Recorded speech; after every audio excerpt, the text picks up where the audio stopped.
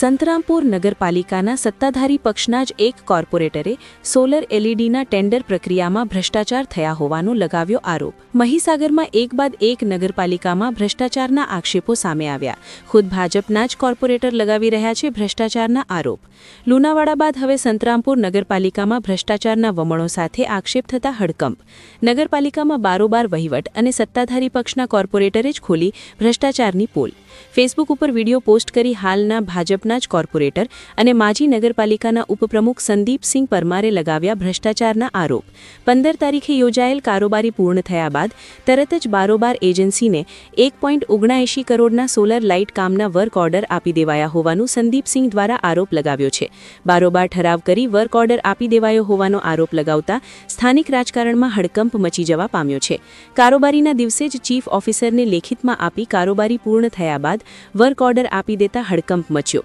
જ્યારે બીજી તરફ કારોબારી અધ્યક્ષને આ બાબતે પૂછતા તેઓએ સમગ્ર કારોબારી બોલાવ્યા બાદ જ આ નિર્ણય લેવામાં આવ્યા હોવાનું રટણ કર્યું છે। ત્યારે બીજી તરફ માત્ર જનરલ એજન્ડામાં જ સભ્યોને બોલાવ્યા હોવાનો આરોપ પણ સંદીપસિંહ પરમારે લગાવ્યો છે। ત્યારે આ સમગ્ર ઘટનાને લઈ હવે તપાસની માંગ ઉઠી છે। બીજી તરફ અગાઉ પણ ભ્રષ્ટાચારને લઈ સંદીપ પરમાર દ્વારા અવાજ ઉઠાવવામાં આવ્યો હતો। ત્યારે ન્યાય નહીં મળે તો આરસીએમ કચેરી રજૂઆત કરવા સહિતની ચીમકી ઉચ્ચારી છે। Bureau chief Sanjay Jaiswal, Mahisagar. સંતરામપુર નગરપાલિકાની અંદર હાલની અંદર વોર્ડ નંબર 1ના સભ્યો ભાજપ શાસિત નગરપાલિકાના ભાજપના જ સભ્યો દ્વારા વારંવાર આક્ષેપ કરવામાં આવે છે।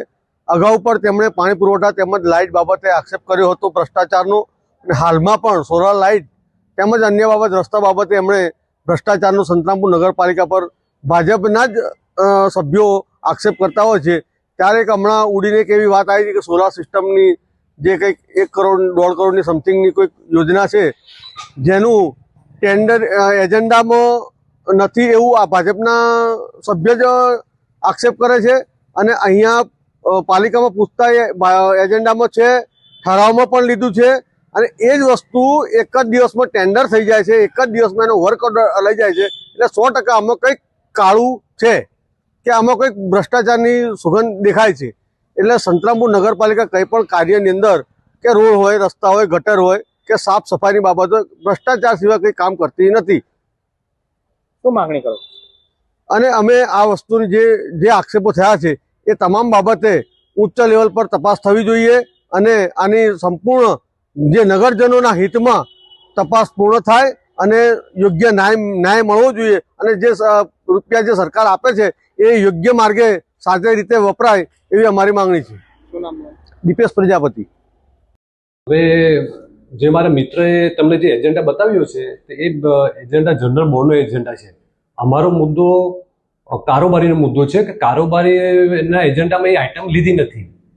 નિયમ એવું કહે છે કે ભાઈ જનરલ બોર્ડની અંદર તમે જે બી કામ લો એનું ટેન્ડરની હેન્ડલિંગ થાય પછી એ વસ્તુને કારોબારીમાં ભાવ મંજૂર કરવા માટે એજન્ડા પર આઈટમ લેવી પડે। એ વસ્તુ લીધી નથી એમને, અને બારોબાર ડાયરેક્ટ બીજા દિવસે આનો ઠરાવ કરીને કોન્ટ્રાક્ટરને વર્ક ઓર્ડર આપી દીધું છે। શું માંગ કરો છો?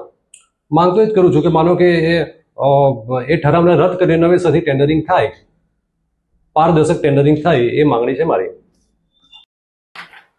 જી સર, સત્તાધારી પક્ષમાંથી એક કોર્પોરેટર દ્વારા સોશિયલ મીડિયા ફેસબુક પર એક પોસ્ટ મૂકી અને નગરપાલિકામાં જે સોલર એલઈડી છે જેમાં જાણબાર ટેન્ડરિંગ થયું હોવાના આરોપ લગાવ્યા છે। શું છે વિગત સમગ્ર મામલો? અમારા મિત્રશ્રી છે અને એ પણ સાથે જ હતા અમારા જોડે, બરાબર, અને એ પણ અમારા કારોબારી ના મેમ્બર છે અને એ કારોબારી મેમ્બરમાં સામેલ જ છે।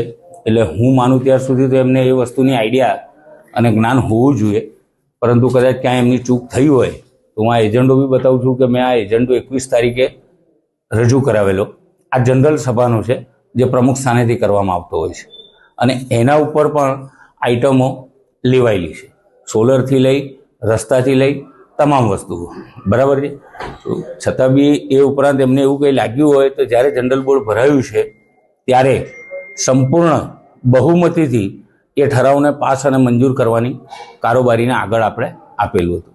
એના પછી પણ જ્યારે જે કારોબારી થઈ છે એ કારોબારીમાં બી તમામ સભ્યો હાજર રહી અને એને સંમતિ આપેલી હતી, અને આ વિષયની વધુ કોઈ માહિતી કે આ તે કરવા માટે અમે સીઓ સાહેબને ઓથોરિટી આપીએ છીએ. આ ઠરાવ બુકમાં કોઈ સહીઓ લેવામાં આવતી હોય છે, કોઈ જાણ જી, કરવામાં જી, આવતી હોય છે? જી. શું હોય છે સમગ્ર પ્રક્રિયા? સમગ્ર પ્રક્રિયામાં એવું હોય છે સાહેબ કે આપણે જ્યારે એજન્ડો એમને મોકલાઈએ છીએ ત્યારે એજન્ડાના અંદર પણ એ આઈટમ દર્શાવેલી હોય છે અને ત્યારબાદ જ્યારે કમિટી ભરાતી હોય કે જનરલ બોર્ડ ભરાતું હોય ત્યારે પણ તમામ સભ્યોની સહીઓને આ તે બધું ત્યાં આગળ લેવાનું હોય છે અને એમાં પણ એ કામ અને વિષય માટેની ચર્ચા થતી હોય છે. શું નામ સર આપનું?